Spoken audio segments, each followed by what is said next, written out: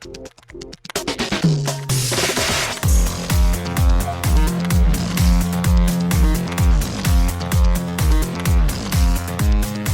and welcome to Too Fast, Too Forever. There's all kinds of family. We chose this one. This is episode 309, Jaws from 1975. I'm Joey Lewandowski.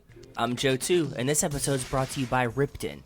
Their Shark X fishing drone, waterproof drone with camera for fishing, has a 24-minute max flight time, 12 meters per second wind resistance, and 1 kilometer max range. Shout out to Ripton. Well, shout out to Ripton. I was wondering if we were going to have a Shark X sponsor, and the company's not Shark X, but the product is Shark X. So shout out to Ripton, and welcome to Too Fast, Too Forever. If you're listening on the main feed, happy 4th of July.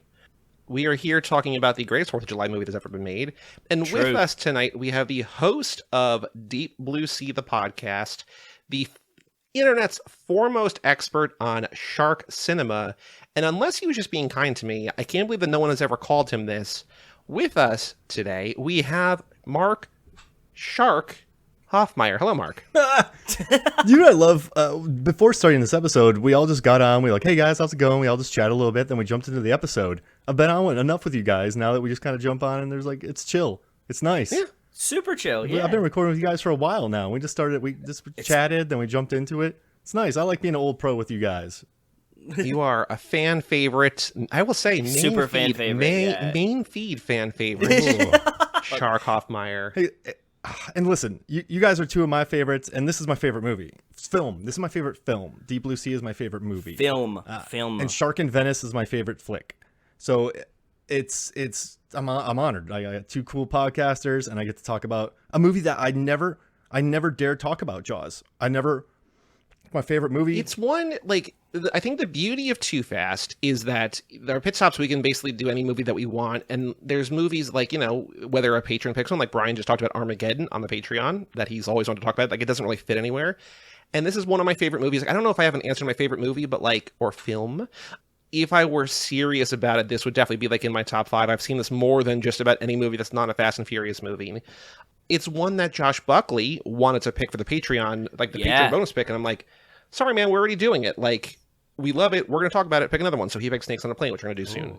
But it's one of his favorite movies, if maybe not his favorite movie. It's just a movie that, like, it's perfect. It's a perfect movie. And I don't think I'm overstating that. I think there's a lot of perfect movies, so I think this is a perfect movie. And I'm so glad there's a boat in it, so we get to talk about it. And listen, it came out 7 years before I was born, but I feel like it's always been a part of my life, regardless of that fact. Like, growing up, Jaws has always been there. I've always watched. I think since it's rated PG, and it was the 80s, I think kids just were like, my parents were like, hey, Mark, watch this. And I would just sit down and watch it and went, oh my gosh, it wrecked my life, but in a good way. I was never afraid of the ocean. I didn't have any of that. But I think it started my love of creature features. Like, that's my favorite genre. And I was looking around my house. It's terrible podcasting, but I have so much Jaws stuff. I have like Jaws Pops. I see a little shark right there, bud. That's like Bruce the Shark from Nemo. I have my 2 pairs of Sperry's from Jaws. Well, you and I are both wearing Jaws t-shirts. I have art that was made. Scenes were drawn. Love that. For this. Like, and then I was working on a commercial for the Dump. I don't know if you know that furniture store. And I was doing electric on it. And I was hanging out of a roof, holding onto a light for most of the day. But when lunch hit, I sprinted to a Best Buy, and I bought that 100th anniversary edition of Jaws, like with the book in it. And I like sprinted up to a Best Buy during a lunch break to go buy Jaws. It's like, this movie. I have a Jaws coaster next to me. Books like. I have a shirt on. But I've never dared talked about it. Like, I've been podcasting since 2015, and this feels like the holy grail. And it feels. Wait, so you've never covered this on Deep Blue Sea, the podcast? Because listen, like, this is a perfect movie. And one time, you know, I covered Back to the Future on Movie Films on Flix one time. Another perfect movie. And I read books about it. I listened to the commentaries. I watched the movie. I listened to the podcast. And I got so immersed in Back to the Future that when we were talking about it, it was just me going, and this is cool, and then this is cool, and did you know that? And did you know that? So Jaws, I feel like it would just be like me going, 10,000 reasons why Jaws is awesome. 1, the ensemble, the ensemble staging, which not enough people talk about, and it is in the storyboards. Like, it's on a boat, you're not going to get a lot of coverage, but the ensemble staging is glorious. Like, I watched Memories of Murder recently. I've been really thinking about ensemble staging. Ooh, good movie. And but like, what are you going to say about this movie? That's the thing. Like, I was starting going through the IMDb trivia about this, and I was like, I can't talk about that because like there's like what are you talking about? Like there's too much like everything is interesting, which makes nothing interesting. So I'm just like I pulled out 5 things about the boat because we're talking about boats. So I pulled out things about the Orca. So we'll talk about the Orca later. But Joe, this is a movie that I've seen at least once a year for the last like 10 years, and like growing up, it's one of my dad's favorite movies. So like it was on all the time. But is this a movie that you have? I mean, I know you've seen it, but like is this a movie that's been in your life in a big way, or just a movie that's been on your periphery, or what's your history with the greatest shark movie that's ever been made? No, I watch Shark. I mean, I watch Jaws probably once a year with you, 4th of July ish. I don't remember when I saw it, but I'm with you guys. I saw it pretty young. Like I remember seeing it very, very young. I remember more so the ride at Universal. Yeah, I've done that too. I made a note of that. Yeah. That's like one of like the big memories. Like I remember walking up to there, seeing the huge shark hanging, that thing, like the flames, like I still everything feel the about heat. that. Yeah, like from the heat, water, right? The heat from the thing. Yes, I totally like. That's what seared into my brain as a child, and like no pun intended. Yes, yeah, exactly. So yes, I have seen this movie a ton, but like even when I rewatch it, I forget how dead on it is. There's like no lulls. Like the movie just fucking moves. And I'm with you guys. It is perfect, and that's it. Like, it's great. So I had no idea though growing up that it was Schmau, you son of a bitch. I thought it was Schmau, right?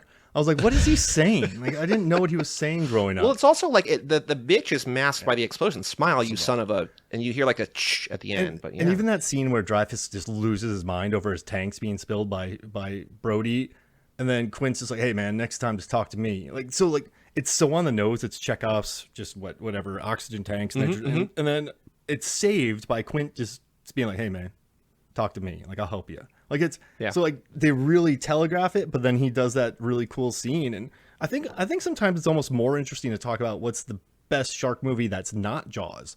Like it's, right. I think you ran like a Twitter poll. Did you do that on like? Did you do? I know you conducted this research somewhere in some form. So on Rotten Tomatoes, man, we did a verse video of what's the second best shark movie ever made. It's Deep Blue Sea. Mark Ellis granted it that, but it has over like it almost has 2 million views. Like it's huge. Like people love shark movies, and Jaws makes it not fun to do rankings because if you don't put Jaws at 1, right? I think The Shallows is the best. Like Shallows is awesome, yo. But Shallows is great. Jaws is better. So every list is boring. So every list should start with 2 to make that 1 for once. Well, that's like when we were doing like the March Madness style brackets, like in COVID, we did like the best breakfast food and best whatever condiment, whatever. And then we did in COVID, we were doing like comedies and action movies, and we're like best action movie of the 90s. We're like, we know it's T2. Like we can't not put T2. We're gonna like, can it be the second best or whatever? And like we put it on there and like it won. It's like, yeah, but it's boring. Like it's like we know that T2 is also perfect. Like it's hard to do a thing where you know the winner before you go in because it's gonna win. Like you can't put it on there. Well, me, I would be like, I think I would go for Hard Boiled though. That's the movie. I'm gonna watch Hard Boiled for the first time tonight. It influenced cinema. John Woo influenced so much cinema with that movie. So you know what? I'm taking Hard Boiled. I'm just gonna say it. Okay. I'm just gonna say it. Okay. Joe, what's your pick for the second best shark movie? Is number 2. I don't have a pick for the second. Have you seen the Blake Lively The Shallows? Yes, I have seen The Shallows. Okay. I don't necessarily remember The Shallows a ton. It's her and her friend Steven Seagal. They're hanging out on a rock. Yeah. No, we definitely watched this. A jerk great white shark. Like the jerkiest great white shark you'll ever meet. Bully. Just I mean, like, I don't know. I watched like a ton of shark movies, but like they're all just like kind of blended, and then you just have Jaws, right? Like for me, that's what like not in a bad way. And like you know what else I love? Like Shark Week. Like I'll watch a ton of Shark Week, but like if you're like, is The Rock hosting Shark Week or is Momoa somebody's hosting Shark Week? That's in the Rock family. Did one last year or something like that, and I think you're right. I think it's like Momoa this year. We were Jason like 2 Momoa for 2. Is hosting Shark Week 2023. Yeah, when is it? Probably July. It probably starts next week.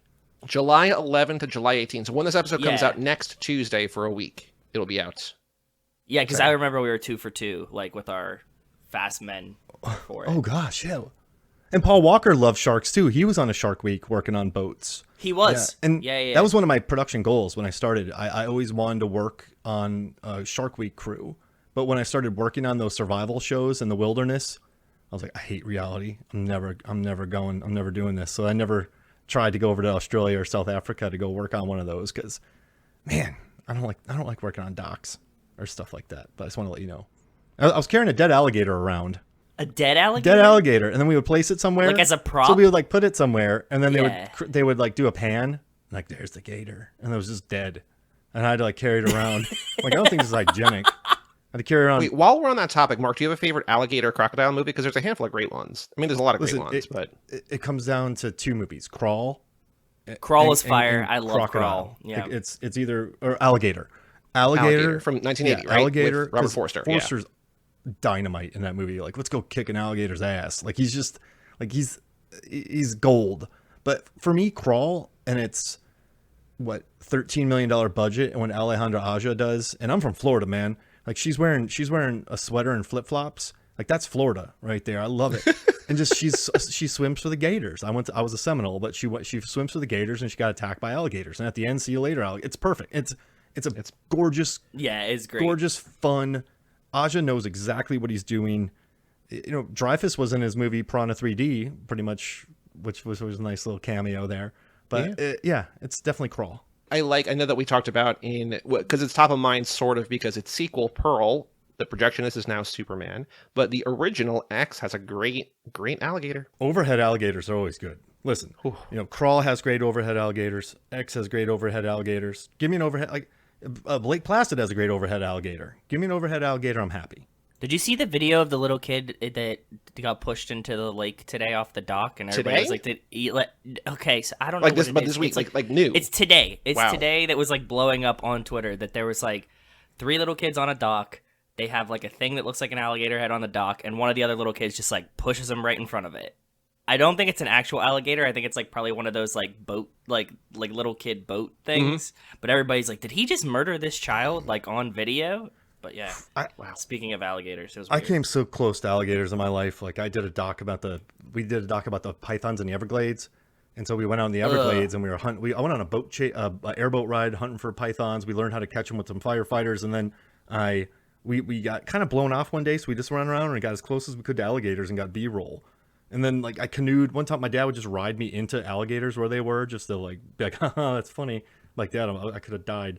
I remember like a huge 10-footer going underneath my canoe one time. But I think when you're in Florida, you just take them for granted, which is a horrible idea. It seems like it, yeah. Like, oh. I was about to say, your dad sounds like a Florida native if he was just like dragging a small child across alligators. Let's go on in now, farmer friend. Just, Jonathan in the middle of this.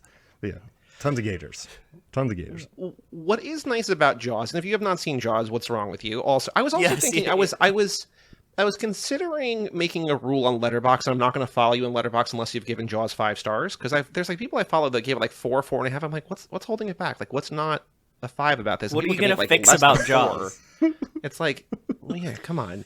But it is streamable on TBS, TNT, and True TV. So if you have a cable subscription, you can watch it there for free, or also you could just, buy it and own it because it's great. But what's exciting about Jaws is that not only is it like the best shark movie, but it was like the first summer blockbuster, because it was supposed to come out in December, and then like they ran late, so it came out in the summer, and it became like such a hit that like it's like, oh, people want to see like not dumb mindless entertainment, but they want to see like spectacle, they want to see fun, they want to see excitement in the summer, and like it.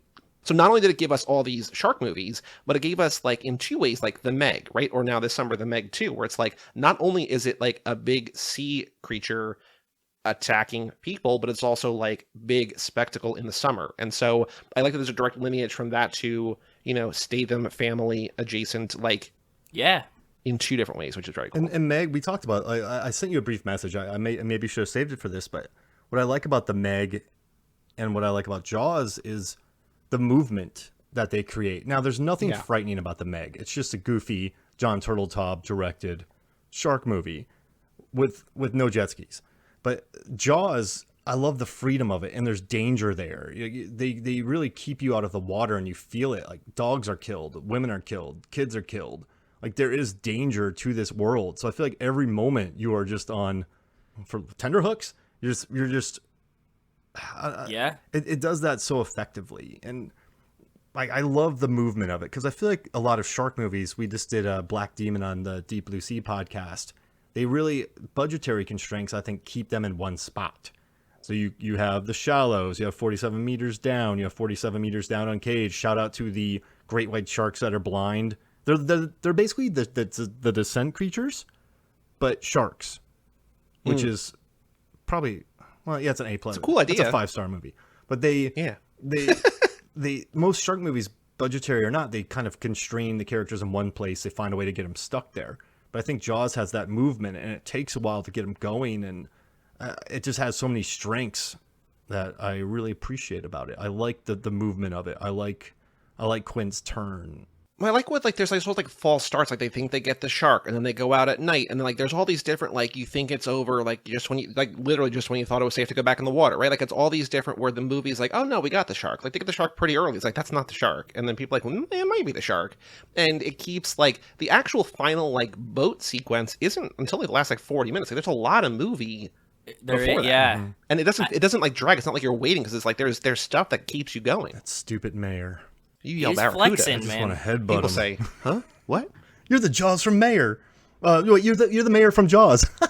Ghostbusters Afterlife. Remember when they accuse that guy of being the mayor from Jaws? He's like, I'm not the mayor from Jaws. It's the best part of that movie. Joe, do you have a favorite part, favorite moment, favorite element of Jaws? I like how it's like a fake New Englandy town, and being here now as somewhere that I didn't grow up, they do it really well. I think they nail that. Just like the setting and place of it feels very, very real. The characters feel very, very real. Of like just New England fishermen, like island, you know what I mean, Cape Cod type situation like that. So I think overall that, like, I mean, you know, when they blow up the shark, it's the coolest fucking thing you've ever seen in your life. So, like, sure. But, like, I think more, like, when I was watching it this time, I was just like, wow, they're really nailing New England. I think the original shark that this is, like, loosely based on, that, like, Peter eventually based his novel on, like, the shark attacks were in New Jersey. And then they just sort of transposed it up to New England. I think it works better up there. I mean, it would be a different movie to put it, like, on the Jersey Shore. Not like the Jersey Shore, but, like, Boardwalk and stuff like that. Like it would work, but I like that it's like a small town that it's like it thrives, like Seaside and Point Pleasant and everything, like definitely thrive, like they exist because of summer season, but it feels like this town is a nothing until the summer, right? And like at least like in the Boardwalk and stuff that's still open or whatever. So I think that the place of it is really nice. I think that's a good point. Mark, what's your favorite part about this other than the whole thing? My favorite part of the okay, so when the shark swims on, like, I forget what the canal, when Bruce goes into the canal and kills the guy in the rowboat. Mm-hmm. Just the overhead shot. Oh, hey, overhead. That makes sense. But yeah, you have the overhead shot of the shark. It's like you're in therapy. You just have like a realization, like, there it is. And just seeing that shark and just enough of it, and seeing the blood explode, and seeing the kid's face when the shark goes by him. That scene was always the most frightening for me, because, you know, when you think about a lot of horror movies that I grew up with, you have Nightmare on Elm Street with the teenagers, Friday the 13th, a bunch of randy counselors. You have Halloween teenagers. I feel like I grew up with nothing but teenagers or adults in horror movies. And I think that's why movies like Jaws or Ernest Scared Stupid really hit me when I was a child, and because it was kids. It was kids. Yeah. And so, like, being a kid and seeing a kid in danger, you can relate to it. You're not just relating to some like really horny campers that are 18 years old, like what camp counselors, like, oh yeah, like, yeah, I don't know this guy. Like, but when I see these kids in the water, and when I see, you know, especially Ernest Scared Stupid, all the kids being chased, that really stuck with me. So I think that's the moment where the kid is attacked. And that's what Jaws 2 got me on too, because there's the kids in the little boats that get surrounded in their little island, and Jaws, like the shark attacks. Like, that really hit me hard too, because I was like, oh, these are kids on this. And I think that's what hit me the most. That's probably my favorite part. This movie is undeniably a horror movie, but like I still, like, my brain doesn't go there, and I'm trying to figure out why. And I think it's because of like how bright it is. Like, it's not the nighttime, it's not the fall, it's like summer and it's light out. And in spite of that, like in spite of how many times I've seen this movie, I'm never really ready for like when they have the nighttime expedition. And I was thinking about, I don't know if either of you have seen the director's cut of Midsummer, but so the original movie was like 2 hours and 40 minutes. Then Ari Aster added like another half an hour, and he added a scene at night. And I think what's really freaky about Midsummer is that almost the entire movie is just like in bright daylight, and it's so jarring and unsettling. And then he added a scene at night, and I know people who have seen it like don't like it because it takes them out of it. But I'm like, this, and I never thought about it till this watch, that this scene in this movie does the same thing like that scene in that movie, where it's like, the whole movie you're sort of like lulled into like a kind of like not complacency but like comfort or like kind of coziness or something where it's like it's bright out, like I feel safe even though there's a threat out there, like it's summer, nothing can happen to me or whatever, And I can see it. and then there's night and you're like, oh no, this is real, like this is scary. And I think that there's something like, that's not my favorite scene in the movie, but like I think that shift, and I know it gets night on the boat, like at the end, like they have like the thing and there's the shooting star that's real and whatever, and like that's also cool. But like the night scene where they go out, where Brody and Hooper go out and they like, oh no, like the shark is still out there, and they hire Quint. Like I just love that scene. I think that like is so specifically is like, no, it's real. Like you should still be freaked out. I yelled, "Oh shit!" I've seen this movie growing up. But I was sitting there, I was watching this movie in preparation for this. I went, "Oh shit!" Like I yelled that. It just came out of my mouth. Like I didn't. You're right. It does lull you into that, and like, that's like the score. And then some of the best scenes hit without the score. I mean, I know that's been talked about ad nauseum, but it's just a great. Like it does. It gets you jumping, and it has a happy, like the happy ending. Like it really, yeah. Just stupid Jaws. It's so good. I knew this was gonna happen. I'm like, it's so good. It's so good. It's so good. I will say though, I put a GIF of this scene on Twitter, but my favorite moment of the movie, hands down, it leads up to it, but like when Brody is watching the beach, like he thinks something's going on, he keeps like seeing like false starts, like he like sees like what he thinks is like a girl, it's a girl screaming, but like it's just because her boyfriend's picking her up and like dunking her or whatever, or like he sees a fin or whatever, but it's just like somebody's like bathing cap, and then he actually sees the shark or whatever. And so I love like leading up to that, like when there's the stationary shot of him and then somebody walks by the camera and like you cut in a little bit and like somebody walks by again and it cuts in a little bit, and it's just like, this is so like weird and unsettling. But the dolly shot and the dolly zoom where it's so good, he sees it happen. And like I know that Hitchcock did this, and like, but it's like this is the shot, and like I just love it so much where like you zoom out to like separate him from the background, but you push in at the same time, so like he stays stationary but the whole like background warps. And like I know this shot is coming, it's my favorite shot in the movie, maybe probably my favorite shot in any movie, and still every time it comes up I'm just like, this is freaking me out. Like it's so good, it's so well done, it's like so well timed in every way, and I just love it so much. And I just can't get over, like every time it breaks my brain, I'm like, I can't believe how good this is. I tell my students to, like, in my camera and lighting class, I show them the clip, then one of their homework assignments, like, tell me how he did it. Like, tell me how they did it. And like, that's their entire, like, write a paper about how they did it. That's one of their homework assignments. I know it's stock and boring, but I also show them a lot of hallway fights, so I don't care. But it's, so it's like, hey, tell me how they did this shot. Like, show me how they did that. And then I also ask them how they did the hallway fight from Old Boy. So I just got to get that in there. But yeah, I love it. It's beautiful. It's iconic. And even though it's Hitchcock, you still, like, that's a Jaws shot. Like, I think sometimes, even if someone has done it before, kind of like with Halloween's like everyone, that was the one that kicked the door open for that kind of thing. So like as far as slashers go. So yeah. that because there was like Black Christmas before it and Peeping Tom and Psycho. But yeah, like, oh, such a shot. I hate it. I hate its face. This is also a slasher though. I mean, Jaws is a slasher. It's just that instead of like, Michael Myers, it's a shark. Yeah, and I mean, listen, it's based on the true story of the rogue shark from 1917. Like, I bought that book just to read about it and how far it swam up a river to attack children. Jeez, Louise, what a book. Yeah, I read. Listen, it's about a rogue great white. It's also about a rogue tiger shark, which is quite dangerous, actually. Like, rogue tiger sharks. I think the tiger sharks are like super scary, right? Like everybody's terrified of tiger sharks. They're like really aggressive. Bull shark, tiger sharks. Those are probably the two. I think I've been snorkeling before and with sharks.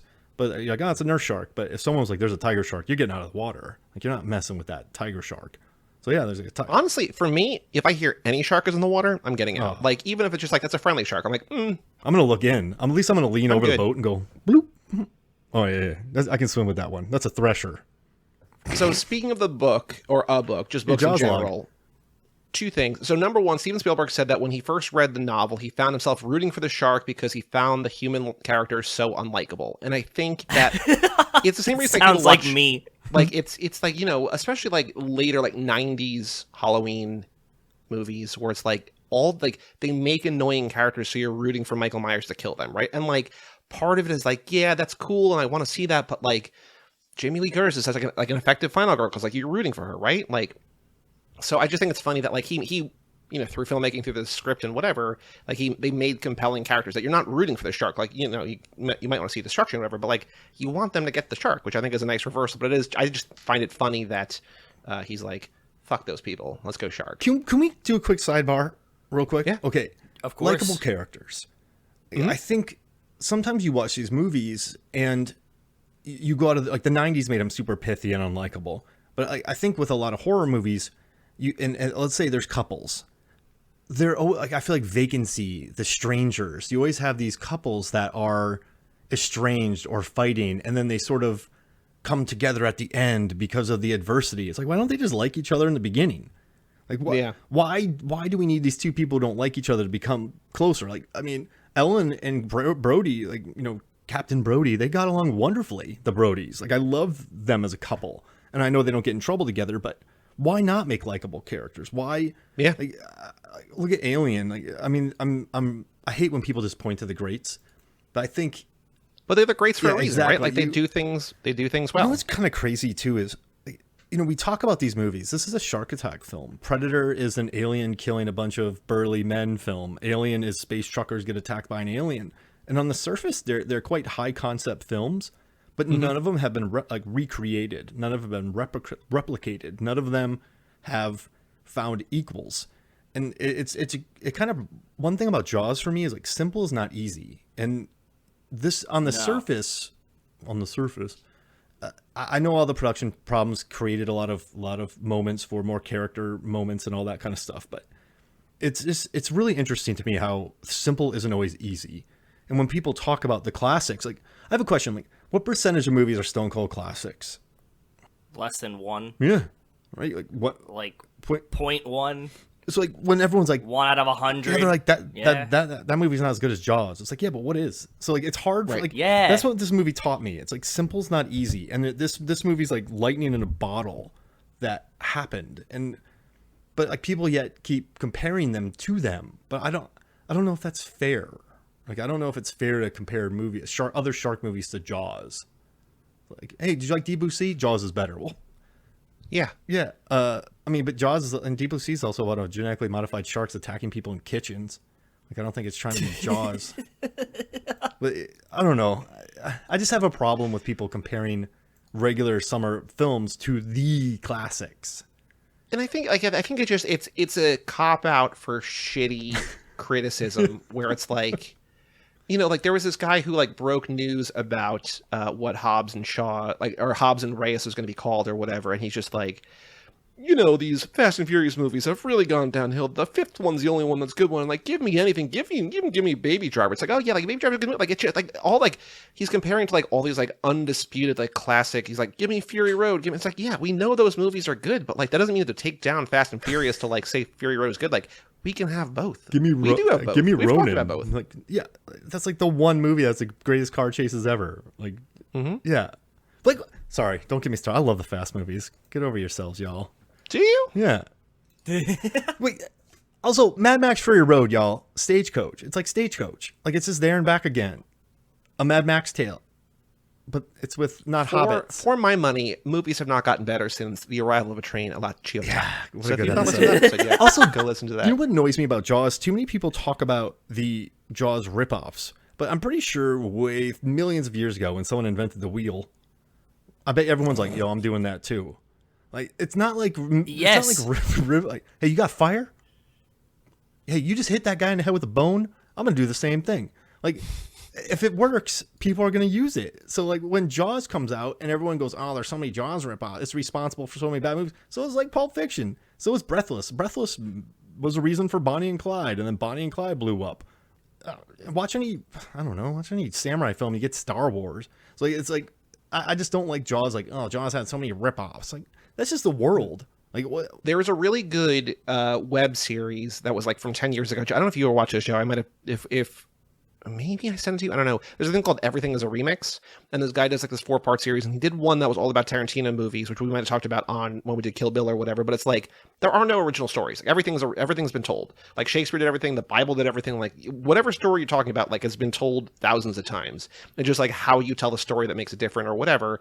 And then he talks about like the video about Tarantino. It's just like Tarantino's like literally lifting sequences from Lady Snowblood and putting it into Kill Bill, right? And just like he's not hiding that fact. It's like, and people can be like, they did it first. It's like, yeah, they did it first, but like he's doing a different thing with it. Like, and like he's not trying to hide, like, this is my idea. It's like, no, like I love this movie and I'm bringing it to like Western, like whatever. So the long story short is I agree.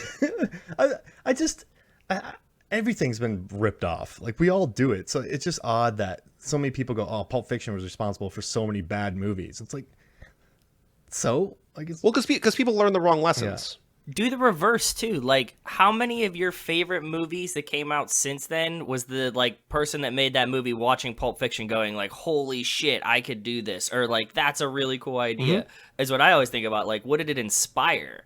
So like you can bitch that they made like 1,000 remakes, but like there's something cool out there that this probably inspired that you like. So or your favorite director watched Jaws and was like, I want to make a movie for the first time. So like stop being haters. Yeah. There's another book that I want to talk about that we did on Lottery Pod. It's going to come out next Thursday, the 13th. Can I guess? But it's yeah. Infinite Jest. No, we're doing that later. No, sorry. This lap, though. This module. But we did a book called The Raw Shark Texts, which is just a very, on the nose Rorschach tests. But it's about this, like, it's a very simple to explain but difficult to explain concept. There's like this thing called conceptual sharks which like eat memories, and this guy is trying to like recover his memory and like get away from this conceptual shark, whatever.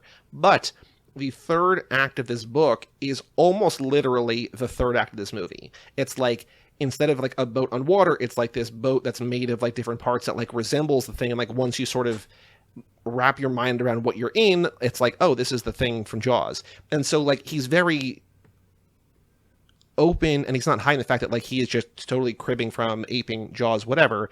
And we were talking about when Bob and I were talking about on that episode what that was about. We're like, there's no other thing, there's no other movie, there's no other sequence that like is the only thing people think of when they think of a certain thing. Like when you think of a person hunting a shark, you only think about Jaws. And like we could not think of another thing where it's like another topic or another action or another sequence or whatever that like everyone's first thought is something. So my question is, can you think of anything that is like nearly that iconic, like genuinely iconic in the sense of the word?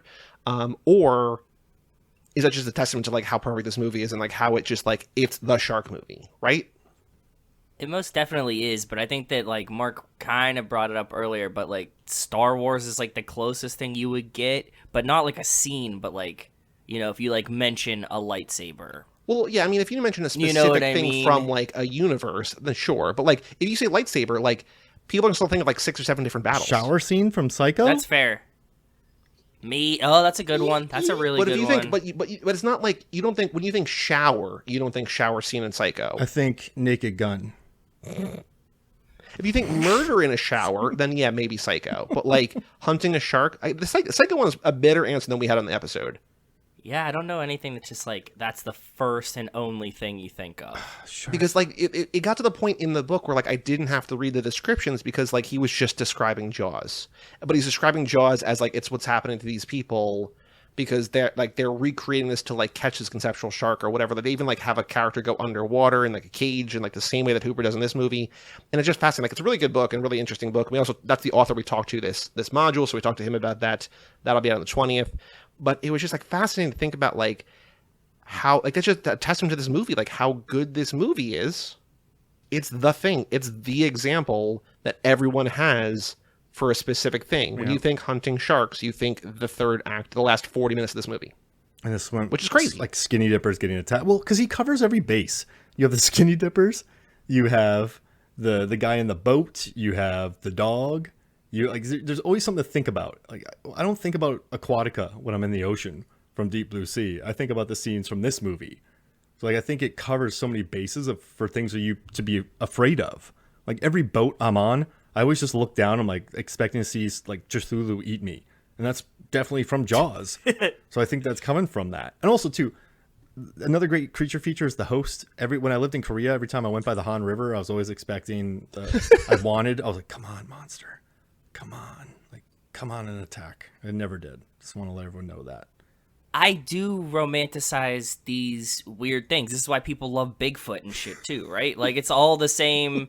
You just like you want this scary monster to exist. Yeah. It's a good place to like put your fears, right? Like you can be afraid of the boogeyman.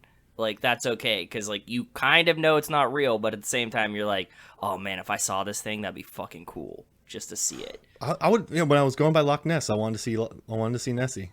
Everybody I do does. too, man. Yeah. Yeah, all of these like crazy shits. Like I want to see just giant ass sharks in general. Like I want to like see them in real. I've never seen like outside of like SeaWorld. I've never seen like orcas like fuck something up. And like yeah, the boat's name is the Orca, which I totally forgot. So let's Like, talk about that. So okay, so here's some boat facts. So the Orca, Quint's boat is named Orca. So he named it after like that's like the one real predator of the Great White, the Orca. So like he's naming his boat after the thing that kills those. The Orca originally named the Warlock, which is cool, but like not as cool as the Orca. plays Warlock. well, yeah. The Warlock, yeah. I mean, like I just watched that movie Sorcerer. I'm sure you've seen Sorcerer, Mark. Have you seen Sorcerer? All timer. I got a freaking signed print right behind me. Mondo Love poster. it. I'm like, Sorcerer's the name of the truck. I'm like, okay, like that's cool, but like I'm expecting magic, and it's just like a Where's name of a Gandalf? truck, whatever. Yes, if the other truck was named Gandalf, I'm okay with it. We need to recreate that with wizards. And they have to go... Magic's expelling out of a mountain. And the only people that can get there are wizards. But the power is so strong because of the power shooting out of the mountain that all the wizards and sorcerers got to ride rickety trucks with bombs on them. Yeah, Joe, this is the movie I was telling you about, that it's like 4 bad dudes are trying to transport TNT or like nitroglycerin across a jungle. And it's just like, that's the movie. It's just like 4 dudes. Like you find out who they are and they're like, all right, you got to bring this across. And you just like, don't die. That's fun. Mortis That's a lot of from Willow, fun. Gandalf. Yeah. Who else? What other 2 wizards should be in the Sorcerer remake? Harry. Dumbledore. Yeah. Dumbledore. Dumbledore's a more recognizable. All right, yeah. so we need one more. What's another wizard? Like Doctor Strange. There it is. Whoa.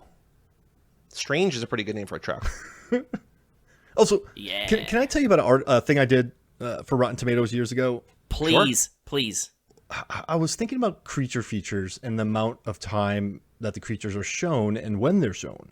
So I went through a bunch of creature features and I logged how long each monster appears on screen and when they appear on screen. Oh, right. Yes, I remember you talking about this. Yes. And if they have 4 minutes or more, they have a 76% average. And if they have less than 4 minutes, that's 65%. So people like seeing the monster. Yeah. And so, like even if the monster is revealed in the first 30 minutes, 77%. If it's revealed in 30 to 60, 69.5. If it's revealed in 60 to 90, 66. So it's like show the monster soon and show it a lot. So I think Jaws, the one thing that I think maybe taught people some bad lessons about Jaws, and maybe Alien did this as well. They're like, well, you just don't show the monster because it's scarier. No, like there's very specific reasons why they didn't show the monster much in these Joe, movies. do you know about this? Like, do you know why the shark is not in this movie that much? It's like famous movie trivia, so you might have heard about it or maybe not. I think I remember that they had like the animatronic was like hard to deal with. That's what I remember. It did not get along. Yeah, and they want to have the shark like all over this goddamn movie. Like they just couldn't. So like it's like again like a very happy accident. But yeah, Mark, I think that's right. Like it's the wrong lesson to learn. And listen, I lived in Florida. Salt gets everywhere. So you put a giant animatronic shark into salt water. Anything, metal, anything. Come on now. What are y'all thinking? But like I think Alien too, they didn't want to show it much because it would not been scary. Or you'd be like, man, that's like a really phallic looking alien. Like you don't want to think that during the thing. But I think going back to the earlier conversation, the thing that people don't learn is that both Jaws and Alien are filled with likable characters that you want to spend time with.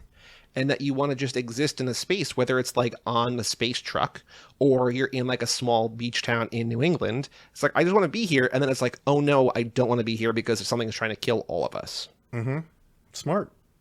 If they're done on this Orca, they're done. Like there's so much danger to this, which I really like. Oh yeah. No, I dig it. And like I also, how much time do we see How much time do we see the shark in this movie? If you did the research, do you have like a time? I have the time. Let's see here. While you find that, the Orca was a 29-foot trawler that had to carry the weight of more than 20 cast and crew at any time. For several shots, it had to rock as if being struck by a huge shark. So there was a speedboat with a rope attached to it that ran under its hull and hooked to the other side.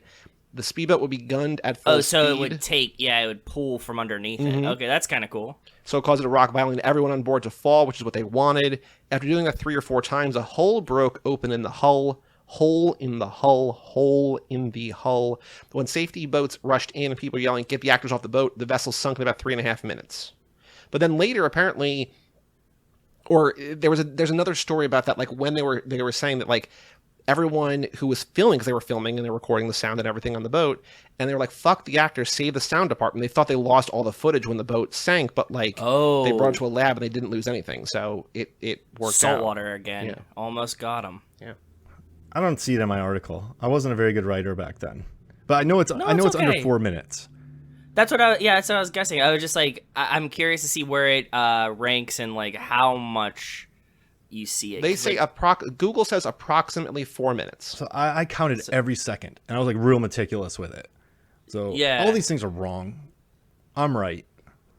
And also in this Google search, extras were paid $64 to run on the beach and scream during a shark attack. I mean, I would get paid $64 to run around like an idiot and scream on the beach. That sounds great. No, but be in Jaws. Yeah, I would also get be in paid. Jaws.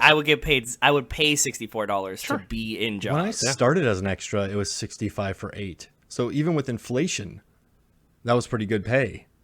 Well, like Yeah. this movie, like talking about inflation, this movie cost $9 million. I don't know. Hold on. $9 million. Like 1976 52 million? today. Isn't it 52 million with inflation? It's like 48. Yeah, it's right around $50 million. So it cost like about $50 million to make, but it made, again, before inflation, $476 million. So like, Jeez. it's unbelievable. Like the amount of money this movie made, the level of success that this movie, And the marketing. Yeah. They sent out the book to. I don't remember. What's the marketing like? What was the marketing like? I don't, because I mean, I was too young. So like, what did they do? don't go in the water. That was it. Just If you watch commercials were just don't go. If you watch the trailer, they're like, if you read Peter Benchley's #1 bestseller, like this thing is gonna scare you. It's the scariest thing ever. Oh no! Like it was very. They made sure that was the book. The artwork was from like they recognized the artwork from the poster. Also, they hired influencers. So they sent the book out to early influencers to spread the word. It went to the Cannes Film Festival to screen a year before the movie was released. And then also too, like the actors went on a full out marketing campaign. They like landed on the cover of Time magazine, and it was released in over 409 theaters, and they called it saturation booking. So this movie, they over a year of influencers taught, you hear about Jaws? It's awesome. Like they were just really promoting this for a year. They were banking on the book. Because, I mean, Spielberg's smart. Like, he knows that Jurassic Park was a book and a bestseller. Like, he knows how to hook. Like, that's a great property. Like, he knows what people are interested in. War of the Worlds remake. I just keep saying things. Yeah. Minority Report, Philip K. Dick. But they knew to build on that, just a full court press of marketing. And I think Godzilla just wrecked it all in 98. There's too much marketing. But, like, it really, they really went all out. And it built, and it built, and it built, and it built, and it built. And so just word of mouth was so strong. And the other thing is, like, back then, like, movies were not in 5,000 theaters. It was like there weren't as many prints. Like, it slowly made its way around the country, and like, it'd be like in drive-ins. Like, this movie came out like right after my parents like had started dating, and like right before they got married, and like it. I remember them. I think they saw it like in a drive-in, like, which is like a different experience. Which is like they might have been in Cape Cod maybe when they saw this movie, which feels like crazy. You know what I mean? That Like feels that's weird too. Yeah. Because like Cape Cod was like always our family, vacation destination. I think that I know that there is at least one drive-in in Cape Cod, in the Wellfleet, I think, drive-in. Like, I can't imagine, like, that just sounds so cool. Like, I saw this movie, like the Draft House in Austin, I think this is pretty well known, would do like screenings on the water. So like I saw this movie while on a floatable tube sitting in the water, and I was like, it's the best way to watch it. Like it's so cool. I went to go watch this at a theater one time, and they didn't have it, so I watched Animal House, which is still fine. But when you're thinking you're going to go see Jaws, and then they're like, hey, we don't got it. We're just going to pop in a DVD of Animal House. What kind of theater did you go to that pops in DVD? Well, they were supposed to have the film of Jaws. And they're like, well, you guys are here. You guys want to watch this? Like, we got it. I was like, well, why not? So how did they not get Jaws? Like, did they was this bait and switch? Haha. Like, you're here. Go get Yeah. get some beer. Man, that's so underwhelming. Yeah, that would be the most disappointing. Like, I'd be like, what the fuck were you guys doing? It still stuck with me, I guess. I still remember it. Yeah. You got ultimate bait and switched on a sweet movie. I mean, like, not that Animal House is bad, but like, Give me Deep Rising. I went in to go see. Yeah, go see Jaws. You can see. I mean, I guess there are animals in it. Ooh, Mark. One thing I do love about this movie, like the thing I want the most, I want two things from this movie. Number one, I want the police jeep, the Amity, like that old. It's very cool. Yes, it's very, very that cool. Bronco.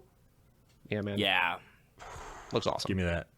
Looks so cool. I also can't believe, like, you know, I talk about like Forza, like the racing games on here, and like so many like the like every time you buy a car, it's like, what paint job do you want? Like they always like upvote like the most popular things, and like a lot of them are like recreations of like movie cars and stuff like that. And like I can't believe I've never seen this.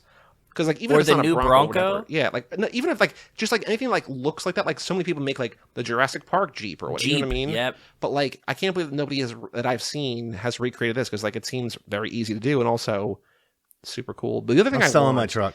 I'm getting a Bronco. do it. Actually, and just slap Amity Police. I love on my it. truck. I'm not gonna do that. You have a nice truck. It's like I dig it. It's my buddy. The other thing I really want from this movie is Brody's desk location in the corner of that house overlooking the water. Like, it just seems Yeah, no the shit. nicest. Although, like, is it also, am I bringing up Arrival? Oh, we were talking about Arrival before we start recording. But, like, I think it's Arrival where, like, Amy Adams, like, looks over that water and, like, it's such a beautiful view. And then I'm like, imagine, like, the glare of the sun hitting the water. I'm like, I don't want that. Like, I want the view. That's like, only Joey thought. hey, man. That was only you find That's a like- way to no, you, complain like, you about buy- like you a buy a house, you're like- picturesque background you're like, oh, where this your is- desk is overlooking. This is the best view. And then, like, you sit down, you're like, all right, ready to work. It's like, oh, I can't see. That's literally you're the only person that would have this thought. No, man. Use sunglasses. Yes. Typing with sunglasses. Yeah, you have a blind. You just pull the blind down. a Oh, little yeah, bit. hide the view. Cool. Get It's like 20 minutes a get day. a silk. I do want that view, though. I want that desk. I want that view. Yeah, it's the whole thing's just cozy. I mean, you The could. the dining room scene, amazing. Yeah. His son mimicking him, love it. They were just bored. They needed stuff to do. So I read the Jaws log, and at night they were just drinking wine and rewriting scenes all night, trying to figure stuff out to do. And I think that's what this movie also had working for it is time. This movie had time to become what it was because of all the like the problems that was going on. So not many movies have that luxury. And if they do, I don't think they're smart enough to make it better like Spielberg and his crew were. I think that helped the movie. And it's so unprecedented what happened then that, like, look at Waterworld. Waterworld is awesome. It goes 3 for 3 on the Hofmeyer scale of greatness. It has catapults, it has jet skis, it has sea monsters. But they had so many problems on set, but I think a lot of them were between the two Kevins. So instead of making the movie better while they were waiting for the atoll to be dragged out, or while waves destroyed everything, or storms wrecked everything, they were too busy fighting and like getting divorced. They didn't get divorced, but like one of the Kevins got divorced from his wife, and so instead of like making it better, they just hated it. Like I feel like Jaws, like, well, we're here, let's make it the best we can, Yeah. and they did. And I think there's lessons to be learned from that for sure. Well, I think like going back to the likable thing, like it feels like in another movie or like if there was like a modern version of this, like that whole dining room scene could be cut because like you don't learn a ton. It's a long scene, but it's also like you see the toll the job is putting on Brody. Like you get to know his wife a little. Like without that scene, his wife's barely in the movie even more, right? And like you see Hooper meeting the wife, and like it humanizes all of them, and like. Dude, the pouring the wine into a non-wine glass and just guzzling, you really gotta let that you breathe. can't cut that scene. Yeah. You can't cut that scene. You really should let that It just breathe. like that sums up like if you've ever been in this situation, you're just like, I need a fucking drink, and like it's just gonna happen. Like the way like into a glass that he already had something else in. He's trying to feed him nice. It's like this is perfect. I really love it. Like, I'm not alone. That might be my favorite scene, actually. Yeah. And he has enough for the rest of them, which is nice. Yeah, that was another thing. Yeah, when I was watching it, I was like, damn, I would have like that would have been half the bottle, but you'd like just like a nice quarter of the top, and I was like, wow, I pour way heavier than that. And also, Dreyfuss's character is something I like a lot because there's so many. Sorry, like lack of a better term, I'm doing what movies would say, like tech nerds Like there's so many tech nerds in movies like, oh no, like that's my gear. Dreyfuss is cool. He shows up with wine. He's rich. Like he knows how to tie a knot. He'll yell at people if they mess with his knots and mess with his gear. Like he'll put himself in a cage. Like he will. Like he's a smart guy. He sticks up for himself. Like remember the fisherman? Like, hey, where can I find a hotel? Yeah, walk straight ahead. He's like, oh yeah, you guys are funny. Like he's a very unstereotypical science guy, nerd, and not many movies have that. I feel like that trope. I mean, tropes are tropes for a reason, but he defies that trope in that like dude gets down. I bet he goes to the clubs and just parties. Well, I think also, you know, when we did American Graffiti for this podcast, I think it was around this time of year, and I remember watching that and watching Jaws within a week, like for the first time. I'm like, I cannot believe this is the same actor. Just like, I mean, he's a great actor, but it's also like the way he looks, like the ragged beard, like doesn't look like a scientist, doesn't look like a nerd, you know what I mean? And like he's so clean cut and baby faced in Graffiti, and then here he's just like, it's wild. Like that's what. But I think your personification of him is great. Like he's really good at what he does. He's a good person, but he doesn't people respect him. Yeah. Brody respects him, and that's what matters. You know what's interesting? I had a friend, Jay Hooper, that was exactly like Dreyfuss in this movie, which that's actually a really weird thing. Hooper. Mm-hmm. Because so this guy, when you met him, we always went out and partied, like just got blasted. And then one day I looked over, he's wearing cut off shorts, a cut off shirt, and he has a Rolex. And I'm like, what's happening? He's like, oh yeah, my dad's loaded. Like he's like, yeah, like I don't want to go more into it, but he's like, yo, I'm stacked. And I'm like, what? And I also saw him pour a beer into a hotel carpet one time, and the carpet completely absorbed it. But that's for another podcast. That's like but like he's like, watch this, Mark, and he goes bloop bloop bloop bloop bloop, and it goes nothing. Like that hotel carpet is.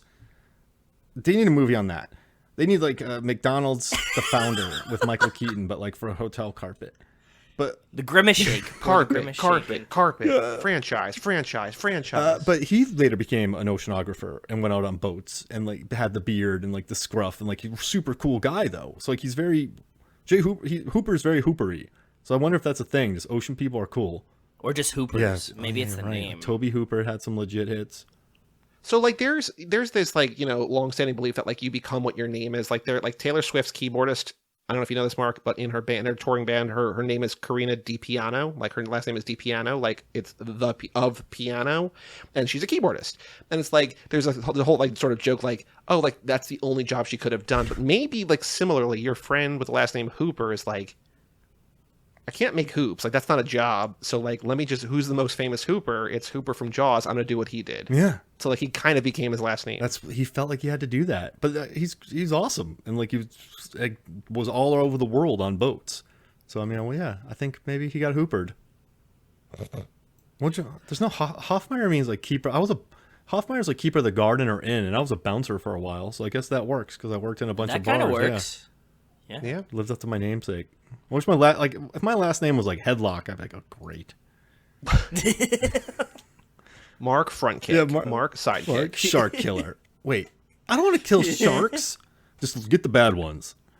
I think another thing, a nice thing about that dinner scene is that, or dining room scene is like it plays back later when they're around, like they're doing like the sharing the scar stories, and then Quinn started like Indianapolis. Like it's not exactly the same scene, but it's again just like people in a situation around a table killing time before they have to do the work they have to do, right? And like it's not like one sets up and pays off the other, but they're in two similar scenes, like two great scenes. It's just like you can not show the shark very much or a lot, whatever, if you have characters that you're likable and like have like stories to tell that are compelling to watch on screen, right? So, and that doesn't happen much. And that happened out of necessity, not, hey guys, let's not show the shark much. Let's just focus on characters. Like, no, you ask Spielberg, he's like, oh, I wish I had more shark. But I'm glad they didn't shoot in a tank, because you watch movies like Great White or even the beginning of Deep Blue Sea, which I adore, the overhead shot.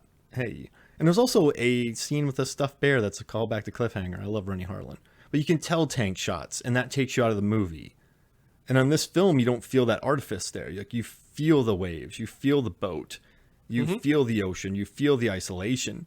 When you see a tank that's flat, and when you see like Great White, the tank work, or maybe some like added VFX, it just doesn't work. And so I think I think going out to the ocean, everyone hated that idea, but it's made the movie timeless, and people keep watching it. So I dig that about it. I just want to put that out there. Even though Crawl did tank work, and it looks great. I mean, you have to know the kind of movie you're making, right? Like Crawl is operating within a budget, within a space, right? Mm-hmm. Deep Blue Sea is not operated. Deep Blue Sea has almost unlimited pockets, right? So, But I mean, still, it features a fight in the kitchen with a shark, and that's why Rennie Harlan's look, I'm amazing. not trying to talk shit about Deep Blue Sea. Go listen to 1999 the podcast or your podcast about it. Yeah, I mean, listen, I just love what he does with that, and I love how he kills the sharks like they were killed in Jaws, like the explosions and all that, and electrocutions, and I think Jaws. It kind of sucks though to be a shark movie. There's great things and bad things about being a shark movie. One is that if you're a good shark movie, you're going to be on a list every time a shark movie comes out. So Shallows, sure. Deep Blue Sea, Jaws, all there. It's like 10 best shark movies. Well, Shallows, Deep Blue Sea, Jaws, and then a new one comes out, 10 best shark movies. Them again. But also, I feel like whenever you make a shark movie, like, well, it's not as good as Jaws. Like that, everyone says that. Like I'm telling you, everyone's like, well, Jaws is better. Like, yeah, I don't know. I'm not going back to that, but I think there's a blessing and a curse to being a good shark movie, and I also think there's an audience for those niche shark movies. So like Shark Bait, or what, The Reef, or The Reef Stalked. Like people will tune in because it's almost like, you watch Christmas movies on Hallmark and Lifetime. I know Joey too. You do a lot. Like you love fake Coco, you love fake snow. You love journalists who move home and meet their ex-boyfriend who runs a bed and breakfast that isn't doing too well, and he also has a tree farm, and like then all shot in Connecticut, always shot in and Connecticut. then they end up getting together and blah blah blah. But yeah, there's something comforting about these shark movies. Like you just, for better or for worse, there's always something nice about them, which I dig. Well, I said to you the other day, like when I was in theaters, and I don't remember what I was seeing, but I'm like, oh, there's this movie called The Flood. Is it The Flood? Yeah, The Flood.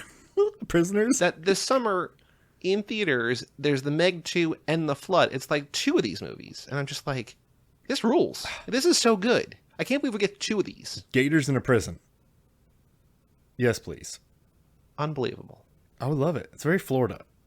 Prison. Gators. That should be the name of the movie. Snakes on a Plane, directed by David R. Ellis, second unit director of Deep Blue Sea. But yeah, you know what? Whenever people see logging trucks, do they think about Final Destination 2? Oh. Like, if you've seen Final Destination, and you see a logging truck, you go, get away from me, you son of a bitch. It's just like, it's like most trucks with things on the back of it, I change lanes. Rebar. Because of Final... Yeah, anything like wood, just 2x4s. 8 ladders held on by chewing gum. Yep. All this shit, I'm like, no, thank you. I've seen Final Destination. You gotta embrace your inner Jack Nicholson in 5 Easy Pieces. You see a truck with a piano on there, you hop on that back of that truck, you play the piano on the back of the truck. Yeah, of course, yeah. Yeah, and then you steal the truck. When I see a logging truck, what I think of is the Brian Regan joke where he said I saw 2 logging trucks pass each other in the highway. So if they need logs over there, and they need logs over there... That's the end of the joke. It's just perfect. Joe, other scenes you love, other thoughts, other notes, other observations, anything else about Jaws? They're drinking Narragansett beer, which is a beer that we have around here that still I exists? drink during the... Yeah, still exists. The can still looks fairly similar. He doesn't have like the pop top anymore, obviously, but very, very close. The first like reward sign for catching the shark was $3,000, so it's like 3 large, like Too Fast. Ooh. Hey, Mayor, can you kick it a nickel? That's what I was thinking. Like what if you come back with the shark? Do you ask him to kick it a nickel? I'm very curious. The watercopter was a cool new vehicle. A vehicle like a helicopter that has like the floaties that could land in water. There's another new vehicle which we'll get to in a little bit that I have other things that we have not seen yet, which I think that's a nice one. That's a good catch. And my final fascination is that there's like night swimming at the beginning of this, and it's felt very Dom and Letty on there. Ooh. What is the scar? When she's talking about how she got the scar on the reef, and he knows it, and he's doing that creepy, I can tell you all your scars situation that wasn't creepy until Kara pointed it out. Yeah. Yeah. They go night swimming. There's too. a huge fascination. What? this is a universal film. We could have, when Rocket was doing like Hobbs and Michael Myers, Hobbs and whatever. We need Dom versus Bruce. Like, we need Dom to fight Jaws. That would work really well in Jaws Revenge when it has a psychic connection with somebody and it kills his family. Because that's a movie about family and taking sharks. revenge. Jaws 4 is basically Fast 10. Jaws Revenge. Michael Caine's in 4, right? That's the one he's in. So it's Fast 10. Jaws Revenge, and Jason Momoa was Aquaman.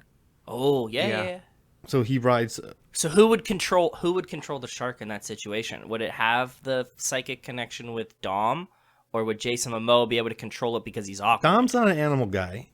I don't see him hanging with the shark. Their vibes are off. We talked about that. Yeah, we talked about this. Where like, did he have a pet? What would the pet be? And we're like, I can't really see it. You know? I feel like Momoa looks at any animal, and they're like, "Hey, man," like that's their conversation they have. I mean, we know that Statham could deal with sharks, right? Because of the Meg, right? So we know he's got that. But he couldn't pal with a shark, could he? Because we're talking this shark's on revenge. Pal with a shark. Because he'll kick a shark, and he'll be like, "Oh, the buster!" Like, "Oh, you shark." I hate you. Pull-ups. There's the Justin Lin film Annapolis that has Tyrese in it, right? So like Tyrese Tyrese has been on and a sharks boat. would be best friends. You think? Hey, shark! No. Hey, Roman. Oh, I was gonna. What's up, man? A shark would definitely save Roman and take him to the shore. Okay, let's come up with I will put this out on Twitter. We can put this out on Twitter when this episode posts. Let's come up with 4 answers. Who would be the best friend with a shark? So we got Roman, not Tyrese, but What we have about Roman. Vince? I think Vince would love to give the shark some tough love. Roman, Vince, Mia. Mia, I think would be very, very And then friendly Dante. with animals. We want Dante as the 4th.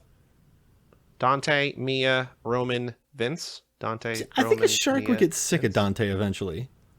Like, say, man. Okay, well, I'm just trying to bring him in because he's Aquaman. Yeah, you know what I mean? But And he did fall in the water in Fast What about 10. Cypher? What about Cypher? Would sharks like Cypher? She would have like a lot of equipment. She could like try to like force them with sonar or something, but not like they wouldn't like her. She would just try to be controlling. You're gonna cure Your problem is Alzheimer's shark. You took your boot off the shark's neck. Yeah. Rewriting. I could see lines of Vince fate. petting a shark, but not up because he would cut his hands. It's like Vince So knows. we got Vince, Roman, Mia, and who's the 4th? should do another lady, Dom. right? Oh yeah, true. Ramsey. So I like Cypher. Cypher's a good. I mean, if you want that, this is your show. I'm just here. No, I like Cypher. can do I think Cypher. Cypher's good enough to make an argument for. Because I do think that she would have the tech to be like, she's like, oh yeah, I just put this little beacon on it, and then I took over its brain, and now it just does what I want. I mean, Ramsey famously emerged from the water in Furious 7, where they called dibs on her. Remember? So like, I'm so glad they're over that, guys. Just watching those two. Oh, dibs. Yeah. Do you even know my last name? I was like, yeah, thank you. well, I mean, in 10, Tej does propose to her, Yeah, it's jokingly, but still, it's still there. That's true. I want to talk about I The think we've come Invitation through sometime, that y'all, now. on MFF. That movie, it really intrigues me. What movie? The Invitation with Nathalie Emanuel, where she Oh, she the fights new one. Yeah. Okay. I was gonna see that, and I didn't see that, and I don't know why I didn't see that. Is it good? It's fun. No, it's exactly what it should be. Okay. Watch the trailer. It's what it is. It's fun. It's weird to me that because there was the other horror movie, The Invitation, that came out like 7 years ago, right? Like not that long ago. Oh, I will say there's one of the worst lines of dialogue I've ever heard spoken on screen. Sweet. Because share. walks up to one of the characters and they're like, "How are you?" And then the character goes, "Oh, I'm really good. How are you doing?" And like it just sort of sits there, and I'm like, "Oof, it felt really off." I'm telling, just you'll watch it, and like it doesn't work. Obviously that was made before the writer's strike, but like it'd be funny if that was in the script. Like, well, we can't ad lib. We have to go because we can't write during the strike, so we have to just like that's what the writer wrote. So, guess we got to say, and Play how it are as it you doing? lies. It was so formal. Well, listen, if you want Dante, maybe Roman goes out. No, I like your line of Roman be best friends with the shark. He would. We'll find out. I think. Listen, Mark, the thing you need to know is that whatever we do is going to wind up in a tie.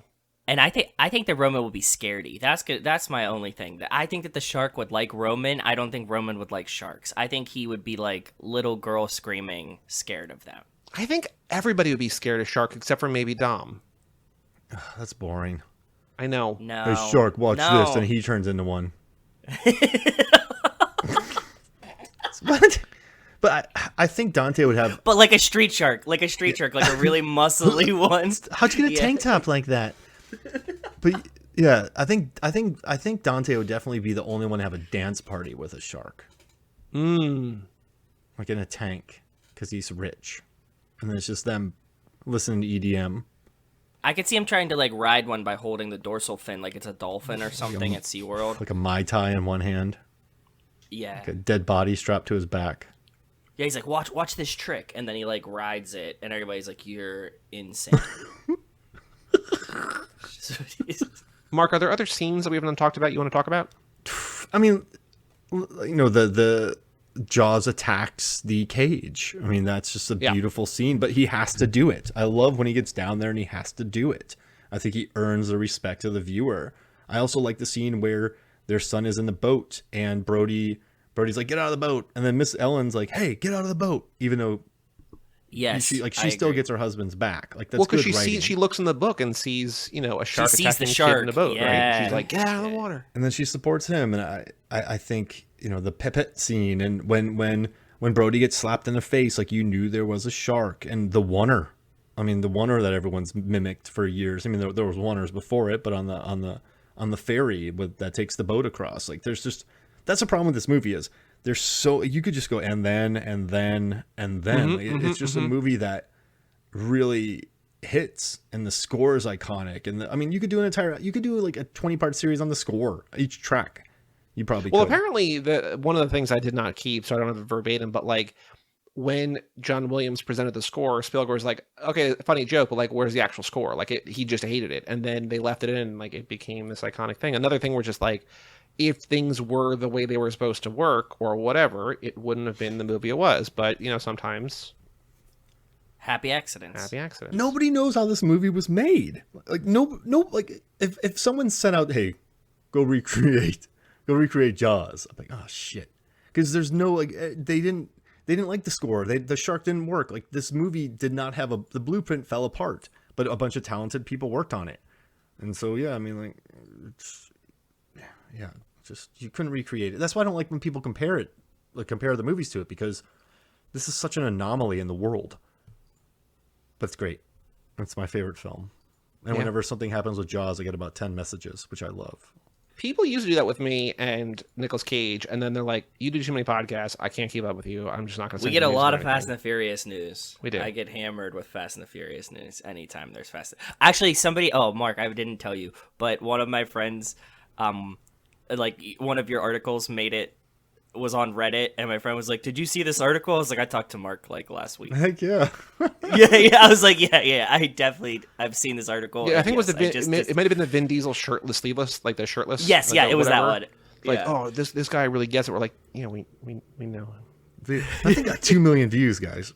It's crazy. Yeah, it did numbers. Like I said, my friends were finding it on Reddit, sending it to me. So people don't understand the power of Reddit. Like, too many people put their nose up at it, but you hit something big on Reddit, it's everywhere. People share it everywhere, and then people read it. Yeah, like people don't. Actually, I shouldn't tell people about it, because I'm like, well, I'll try it.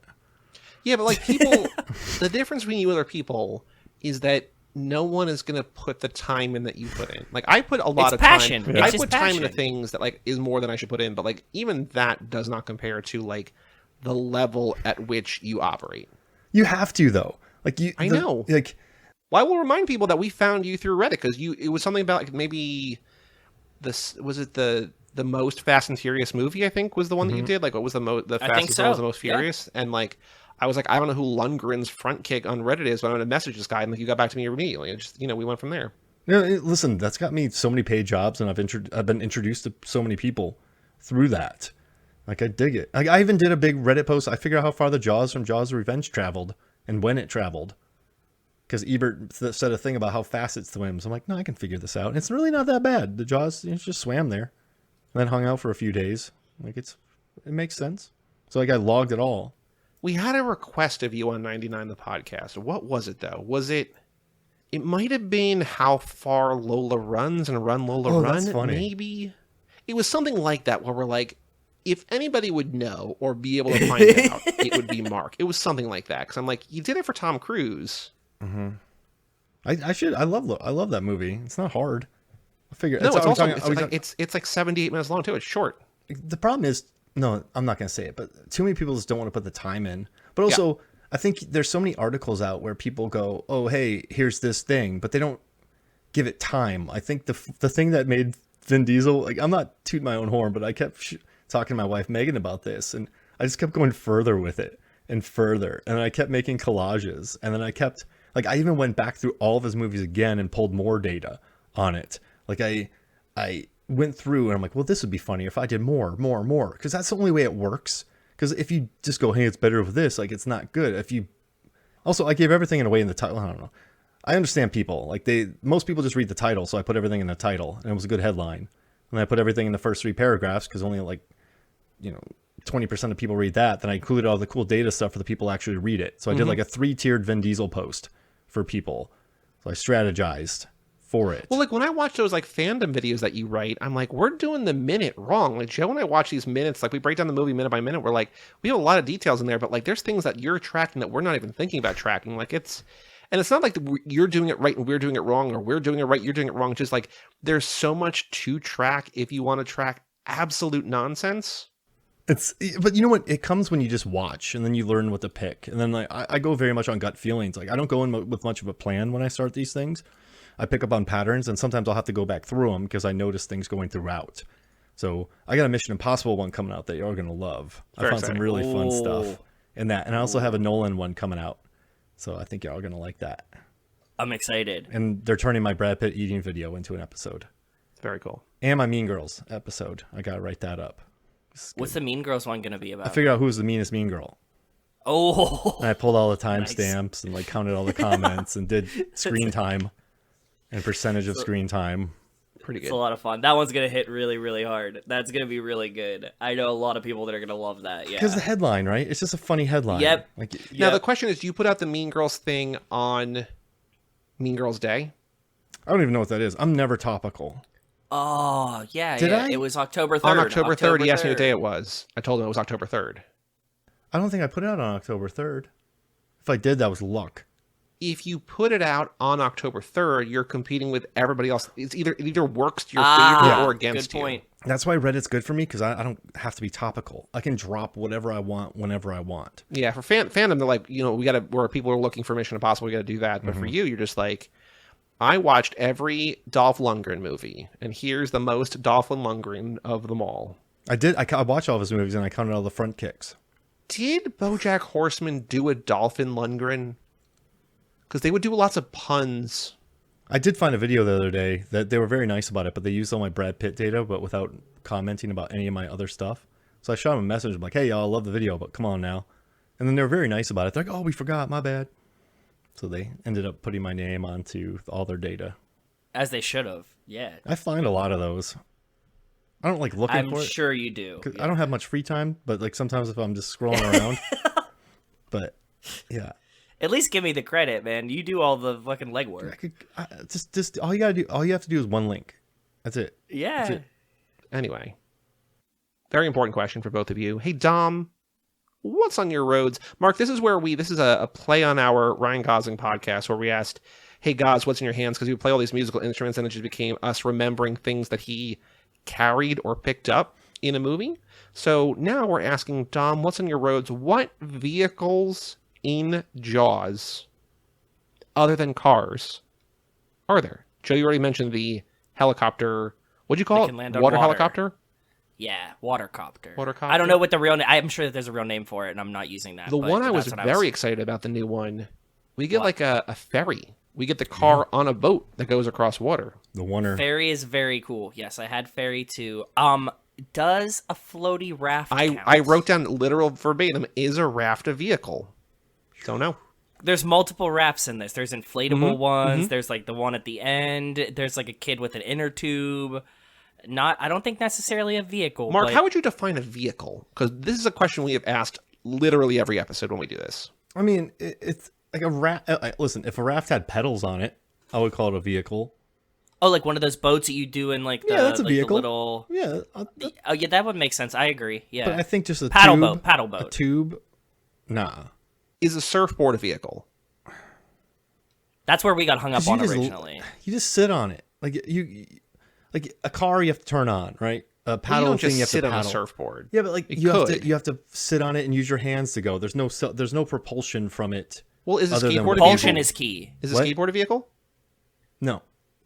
I think vehicles have to have They have to be a self-propelled. bike. Yeah, like a bike or. But a bike isn't self-propelled. Yeah, but you the pedals, like there's motion. There's motion in surfing. Yeah, but you're just standing on the thing. Like if you're in the street, you're in the road standing. I'm on a not trying to be surfboard. argumentative. I genuinely don't have an answer to No, this I'm question. trying to figure this out. Like, I know. so if you're just standing on a surfboard on the street, you're just gonna kind of be You're on. going to it. make a lot of friends, probably. Hey, what's up? Hang 10, bro. Hang 10. You're not going anywhere. And No. if the but if you have a bike and you just move the pedals a little bit, you're in motion. Bikes, lots of bikes in this movie too. By the way. Surfboards are kind of dumb. They can't move without something moving them. But a bike, you can propel it. You can push the paddles. Pedals. Surfboards are kind of dumb. Not like in like this can't. Aside from getting on it and hitting a wave, I'm from Sheboygan, Wisconsin. People used to surf out there, by the way. Where? Great Lakes. Every now and again, people surf. I'm terrible on surfboards. Are there other vehicles in this? So a surfboard, not a vehicle. Raft, not that there are surfboards in this, but raft, not a vehicle. Like a banana boat's a vehicle. No, it's not, because it just gets pulled. That's Jaws 4. I mean, there's a lot of boats. There's the Orca. There's That's a what lot I of was. boats. No, that's what I was thinking. I was like, I think we should kind of segregate boats for this one because, like, I think that like a rowboat versus the ferry versus the Orca are like all Vehicles. different vehicles. Yes. They're all vehicles, but they're all different vehicles. Sailboat's a vehicle. Sailboat is a vehicle. Yeah. All the boats that they took out. I do like that there is. We're going to compare them a little bit when we do the letterbox game, but like Fury Road, when all the boats go out to hunt the shark and they get the wrong shark, it feels like there's like it's the cars going through the desert of like we're all going for a thing to find a thing to hunt a thing. Yeah. Yes, I agree. No, I like that scene too. You're absolutely right. Like, and they're all doing different shit. Blowing And things just like up. interfering with each other. Like, this is just not gonna work. This is not like it should be a concerted effort, and it's not. It's just chaos. Yeah, I like that too. The roast gets wrecked. What a scene. The dock gets pulled away. Yeah. Oh man. Yeah. Other vehicles or no? I stopped at bicycles. I was hoping the big that we ferry. would get a jet ski. The big ferry Right. comes in.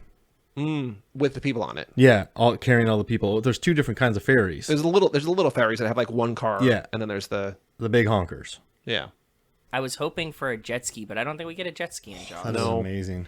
When did jet skis become popular? They existed. Did they exist at this time? When did Roger Moore get on a jet ski? So Roger Moore jet ski. I think that was a Wave Runner. So Roger Moore, he was in the wet bike in Spy Who Loved Me. So the first ever jet ski was launched by Kawasaki in '73. So basically, like as they're making this movie, the first jet ski is out. So like it's Okay, so it's not like big enough yet. 77 Spy Who Loved Me jacked up the numbers for jet skis. And then Police Academy just blew it through the roof. Police Academy 75 4. rookie numbers, 77 real numbers. That's right, because you put Roger Moore on on like a wet bike. Man, have you guys ever been on a wet bike? No. I don't know what a wet bike is. It's like a human pyramid. It's just very unnecessary. Oh yeah, I've seen this. It looks like a snowmobile in the water. yes. You know, I've yes. crashed every vehicle known to man. Like I rode a moped into a ditch, a dirt bike into a tree, a motorcycle into a I've driven a dirt bike into a tree. Yeah. That's a pretty common one. I feel. motorcycle into a mailbox. I drove a four-wheeler, not inside of a house, but into the side of a house. I think that you don't have a. I don't think you have a vehicle problem. I think you have a braking. Yeah, I problem. gotta say, stop doing this. Yeah, it's like I used to always complain about Tampa. Like, man, every time I go to Tampa, I'm in trouble. Then I told the story to a friend one time. He's like, Mark, it sounds like you're invading Tampa. Like, Tampa's not the problem. It sounds like you are the problem. And I went, it's a really good point. Like, I wasn't That even is mad. very insightful. No, he really changed my viewpoint. I was like, no. I was like, yeah, A wet bike definitely looks like something you could kill yourself on for sure. immediately. Right? Yeah, this looks like something like this is meant to kill you or someone else in the water. Mark the Shark Hofmeyer was decapitated today when he drove a wet bike under a dock. Pretty. I'm not saying you're Mark the Shark. I'm just replacing Mark with Shark. Mark the Shark is a different person altogether. I've never had a nickname to be. I've always, because Hofmeyer, everyone's like, hey Hofmeyer. The only thing I ever had was You're the Crossword. capricious slaughterer. Of course you have a nickname. Yeah, if I ever had a nickname, it would just be the most absurd one, the Capricious Slaughterer. Go check out Connor the podcast before it winds down for good. Yeah. Let's watch a trailer for Jaws. Joe, you talked about how it was marketed before. Rotten Tomatoes classic trailers are BFFs back for this one. It's 3.5 minutes long. It's a very long. This is a fast 10 level length trailer. You know what I mean? There's a lot here. Jaws official trailer number 1, Richard Dreyfuss, Steven Spielberg movie, 1975 HD. Doesn't matter how many shark films are made, no one will be Jaws. Well, thank you at Jason85846 with Venom as you're part of the problem, sir. Maybe he just likes Jaws. That's fine. Like, that's a fine comment as long as he's not, like, commenting that on every other shark movie. You know? I'm ready whenever you guys are. It's like... Never mind. All right, yeah, I'm ready. No, go ahead. No, go ahead. Go ahead. What was it in an ABA? Was it Wilt Chamberlain scored over 100 points in a basketball game? In the NBA. He scored 100 in the NBA. And, like, no one... Like, if LeBron dropped 60, they're like, well, it wasn't as good as Wilt Chamberlain's 100-point game. Everyone's like... Yeah. Everyone's like, yo, that dude just dropped 60. What a great game. Like the triple doubles that Joker just had. Someone didn't go, well... All season. Yeah, it was like, pretty much all season. Well, it wasn't as good as the 100-point game from Wilt Chamberlain. Like, nothing is. So stop. Like, it's a good game. He played great. Just... You need to calm down. Taylor Swift. Just like Taylor Swift said. Yes, exactly. Uh-oh. All right. 3, 2, 1, play. There is a creature. Oh, starts with the music, too. Who has survived millions of years. And the menacing voiceover. Without change, without passion, and without logic. It lives What? to kill. Sharks have logic. A mindless eating machine. Meh. Yeah, It will mindless attack eating machine. And devour anything. It is as if God created the devil and gave him jaws. Uh-oh. Wouldn't eat Shark Hofmeyer. Hey, man, like, this rules. Like, this is so good. Yeah. What the fuck was that? Oh, okay. This Yeah, sorry. is Universal's extraordinary motion picture version of Peter Benchley's best-selling novel. I love how slow this is. Jaws. Like, this feels like Alfred Hitchcock in this, like, 6-minute-long trailer's like, you see this house behind me? You'll never believe what happens in this house. You knew there was a shark out there. You knew it was dangerous, but you let people go swimming anyway. We're getting to... I wonder if they're going to show your shot, Joey. They might. I don't know. Are they going to? It would be right now if they did. No, they missed it. Nope. It's all psychological. You yell barracuda. Barracuda. Huh? What? Shark. We've got a panic on our hands on the 4th of July. Is it true that most people get attacked by sharks in 3 feet of water, about 10 feet from the beach? Yeah. What we are dealing with here is a perfect engine, an eating machine. We're not only going to have to close the beach, we're going to have to hire somebody to kill the shark. Bad fish. We're just all just watching the trailer. It's so good. Yeah, I know. There it is. Shark, swallow you whole. We're going to need a bigger boat. I have at least 2 more things to talk about. Very brief things that I've been reminded by this trailer. That's a 20-footer. 25. 35. 3 tons on them. Hurry up, he's coming straight for us. Don't screw it up now. Don't wait for me. Now! Shoot!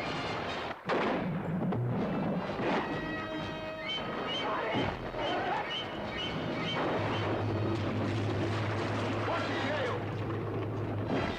Give him room! I can't, he's trying to run! Oh! That grimace. That's a great shot, too. Yeah, when he catches him with the rope. Yep.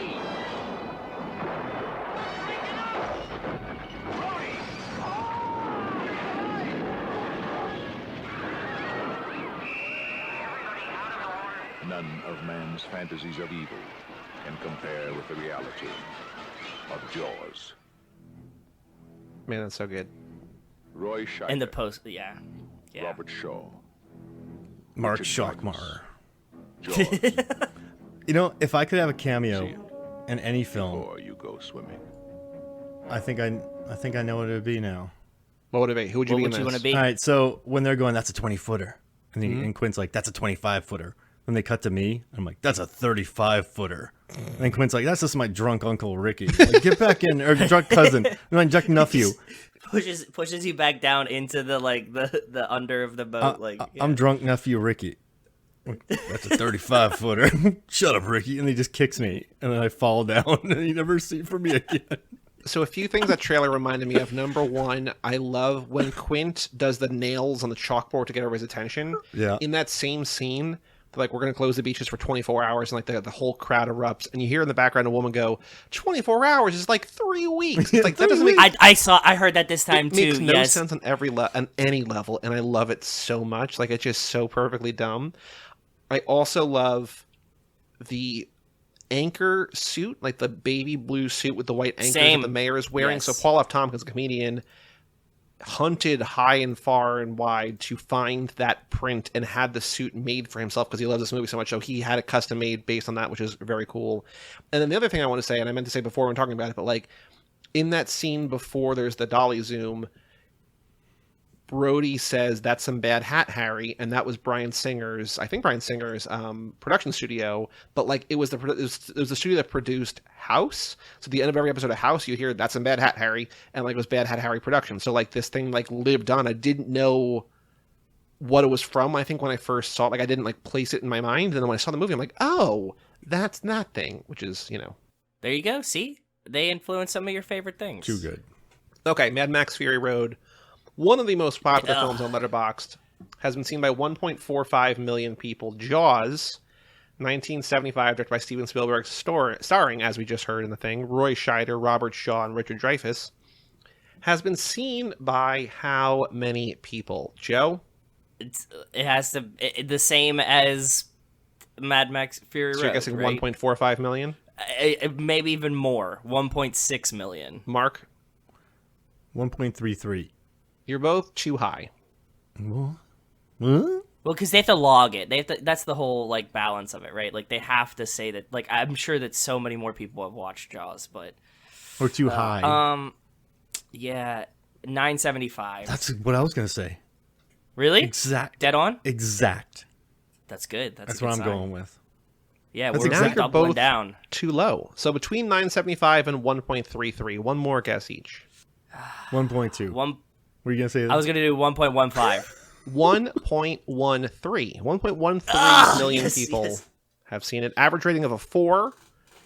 Most common a 4, then a 5, then 3, 3.5, and 4.5 all there. How many people have this in their top 4? And I will say the number is big enough that it's just in the thousands. So pick a number that's in the thousands. For reference, Fury Road is 20,000. This got to be huge, and we're getting close to 4th of July. It got to be like 40,000. 45. You're both way too high. Okay. I don't know what the number 1 22.5. is. Actually, I'm gonna look at Spider-Verse. Mark, what was your guess? 22.5. 15,000. Joe, you're close, but you're still both too high. Jeez Louise. So 13 and a half. It's just you have to pick a number. There's a round number. Oh yeah. 13 then. Yeah. It's 13,000. Still pretty good. That's a ton. That's still a ton. Yeah. For a movie this old too. For reference, the one that I think might be in the most people's the first Spider-Man Into the Spider-Verse, the one from 5 years ago, is in 65,000 people's top 5. Wow. That's crazy. Parasite's in 66,000. Godfather in 46,000. I don't even know what else would be up that high. Yeah. Lord of the Rings, 33,000. Spirited Away, 50,000. Yeah, like that's 66 clip. Is a lot. We're gonna go to at M Hofmeyer on Letterboxd. It's Jaws is his number 1 favorite. No, we're not gonna do that. Of course, we can't do that. We are gonna go to Aaron's PS4, Aaron Newworth on Letterboxd. His number 1 favorite film of all time is Jaws. Hey, I have this as my favorite film. Yeah, no, we were gonna go to your profile. I'm like, we can't do that because you have one here. Joe, do you want to guess Mark's other top 4? Deep Blue Sea. I need to change these. No, these are all like actual. Not that Deep Blue Sea is not an actual movie, but it's. Mark's rating of Deep Blue Sea in here was like 4 stars, and I said, Mark, you got to give it 5, and he gave it 5. Jaws is number 1. A movie we just did on an episode that's not out yet. Armageddon. No, Armageddon's out, but on our Quadrophenia episode, you guessed a movie. Middle of a trilogy. Oh, Hot Fuzz. Hot Fuzz number 2. Okay. Then a movie from the 60s and a movie from the 90s. 2001, I mean. Sorry, 2001. Not 90s, 2001. No, I don't know. What are they? Dr. Strangelove and Royal Tenenbaums. Oh, cool. Yeah, good But ones. past guest of the show, Dan Colon, has Jaws at number 3. But we're going to play Aaron. We're going to do Aaron. So I don't know if either of you have looked at Aaron. I mean, Joe. I have. No. I have. So I can't. I don't want to say nothing. Do you know Aaron's top 4? I know a couple of them. What do you think they are? Grosse Point Blank. No. I don't know then. I will say another, just like Hot Fuzz is kind of a sequel, one of the most famous sequels of all time is his number 2. Oh, Strikes Back. Empire Strikes Back, number 2. Oh, there you go. Okay. That's in 37,000 people's. His number 3 is probably, I don't know if this is fair to say, I don't know if this is accurate to say, but this is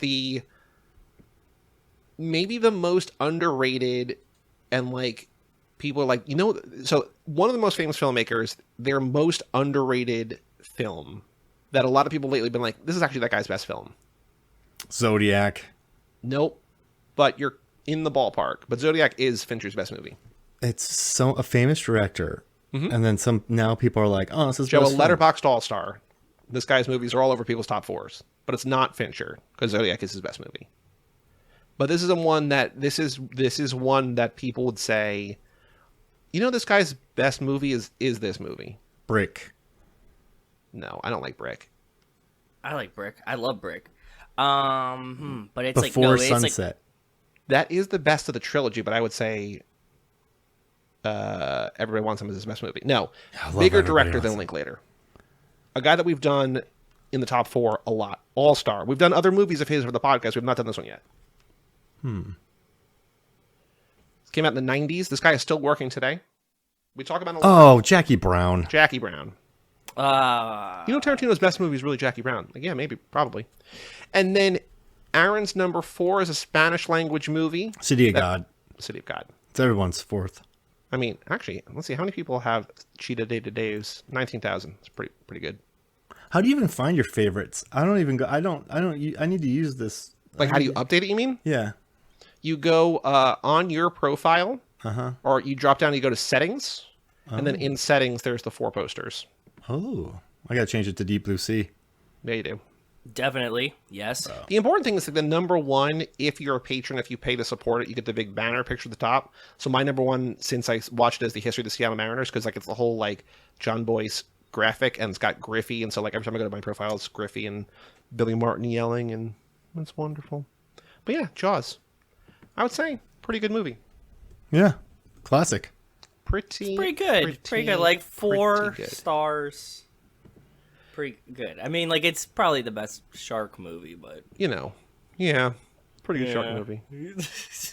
I might take Royal Tenenbaums out of here. No, I'm gonna keep it because I like being there a lot. This is tough, guys. You got time. Nothing but. Mark, thank you so much for joining us, as always. Thanks for making me laugh, as always. Oh, no, guys. I was a little more serious this episode, but that's why it's I tough. didn't realize when I invited you on here that you had never talked about this movie in a podcast. Like, that's special. I've always avoided it because I'm just... There's so... Like, I'm telling you, sometimes when you cover movies like Back to the Future, it's just tough. It's really tough. And I don't know how to add something to the conversation to it. That's why... Yep. That's why I love the fast conversations, because I feel like you're adding something to something. So it's been really tough for me to want to like tackle Jaws. I would tackle Jaws before I tackled the movie Jaws. I would tackle the shark, the 35-foot shark. Have you guys covered the sequels?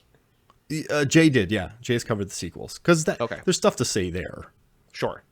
I was on paternity leave and he covered them. Little lady leave. She's in swim lessons now, by the way. Very exciting. She's not staying out of the water. First. Yeah, no, yeah. She's 21 months and just loves the water. Dude, somebody else I know that had a baby. He's like has their like very young baby in swim lessons, and he said they're like 20 minutes long. Yeah, 30. Like something strangely short. I was like, okay, and I'm like, oh yeah, and I wouldn't have known this. I don't have kids, but like I've seen all these videos now that you could just like throw a baby in water and they just kind of like they're just buoyant. They just like whoof, float. So like yeah, get them in the fucking water early. You just gotta teach them how to get on their back. Yeah, but also, like, if you throw them face first, like, I've seen people just, like, toss them in and they just kind of, like, come up like a little seal or something. I haven't done that, but she loves the water. That's scary. Yeah. She loves it though, and whenever we take her underwater, and she's just like, "This is the greatest." She doesn't want to leave. She gets kind of pissed. But Mark, you've plugged things in this episode, stuff you have coming out, shows that you're doing. If you want to sum up here at the end, where can people find you? What have you done lately? What do you got coming out soon? This is coming out on the 4th of July, so once again, happy 4th of July to everybody. So coming out on Tuesday, but what would you like people to find about you, know about you, follow you? I don't know, Movies, Films, and Flix podcast. You can check that out. We were just number one in we're number one in Netherlands. Cool. That's so cool. And then- That's so cool. No, we're number one in another really cool country too. Oh, South Africa, Sweet. which is kind of neat. So you were big for Chappie. Yeah, love that movie. Why not? Like, I love some Blomkamp. I love. You know some- he's doing I the love new Gran Chappie. Turismo movie. Yeah, and it's smart. You know what's before those trailers now? They're like, this is based on a true story before they show the trailer, which is smart. Yeah, so you Movies on the Flix, Con Air, Deep Blue Sea, the podcast. I got videos coming out for Fandom. I have videos coming out for Film Theory. I might have something cool. Well, next time I'm on, I might have some cool.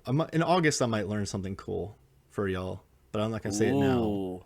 If you had asked me a couple months ago, pre-Vin sleeveless shirt article, my number one place to write for, I would have said a website.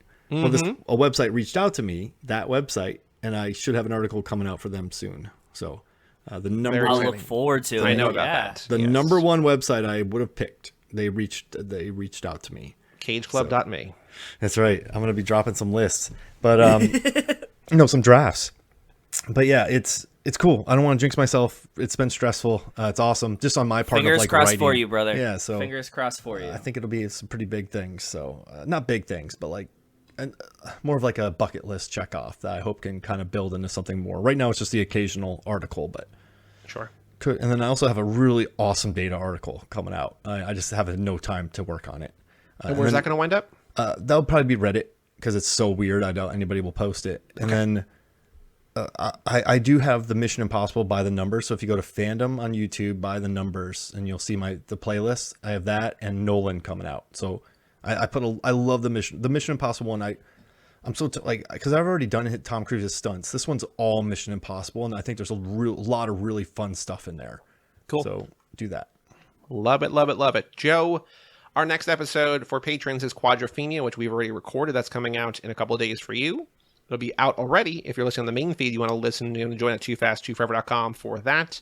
Next week, we have Life in the Fast Lane number 14, the next Too Fast, Too Furious minutes. Then we have Fast and Furious number 4, the reboot, with Mark's co-host, Jay Cluett, going to be joining us to talk about Fast and Furious.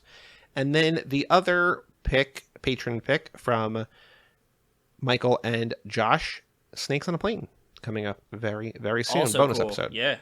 Another movie, a movie that we talked about earlier in this episode that I brought up, another perfect movie. Our next pit stop, non-car movie, Terminator 2 Judgment Day, coming out in 3 weeks. I feel like we're settling all family businesses live. It's just like, okay, we're going to talk about Jaws, we're going to talk about Terminator 2. Snakes on a Plane. Talk about, you said it, not me. Was not going to go there. I love Snakes on a Plane. Go ahead. Speaking of Michael and Joshua, shout out to our patrons, Cassie Wilson, Nick Burris, Alex Ellen, and Justin Kleinman, Brian Rodriguez of High School Slumber Party, Wes Hampton, Jerry Robinson, Dan the Duke, Hayden Renato, D. Donato, Michael McGann, Lane Middleton, Lindsay Lewandowski, Nate Milton of the Kings of Sport, Jason Rainey, Tom Price, Mike Gallier, Josh Buckley of Whole Lot of Wolves, Michael Moser, Christian Larson, Taryn New Aaron Willozin, and Jessica Collins, a.k.a. Montez. Thank you all for supporting us at the $5 a month level or above. If you want your name on that list, that ever-growing list, if you want me to, I just sent out to Tara and Aaron their handwritten notes and stickers. They're in the mail already if they've not gotten them yet. Swag and merchandise, early access episodes, bonus episodes, the minute documents, the minute quiz, your choice of what we watch, toofast2forever.com for all that fun stuff. Or you can just email us at family@cageclub.me. But Mark, once again, thank you so very much for joining us. Oh, this was great. I'm going to go tackle Jaws now. Go tackle Jaws. And for all things Too Fast, Too Forever, go to cageclub.me, facebook.com/toofast2forever, or at toofast2forever on Twitter, Instagram, and YouTube. Email us, family@cageclub.me. Check out our Patreon page at toofast2forever.com and our store at cageclub.me/shop, and come back next week for Life in the Fast Lane number 14. I'm Joey Lewandowski. I'm Joe too. And that was Shark Hofmeyer, and we will tell you all about it When we see you again. Nephew Ricky.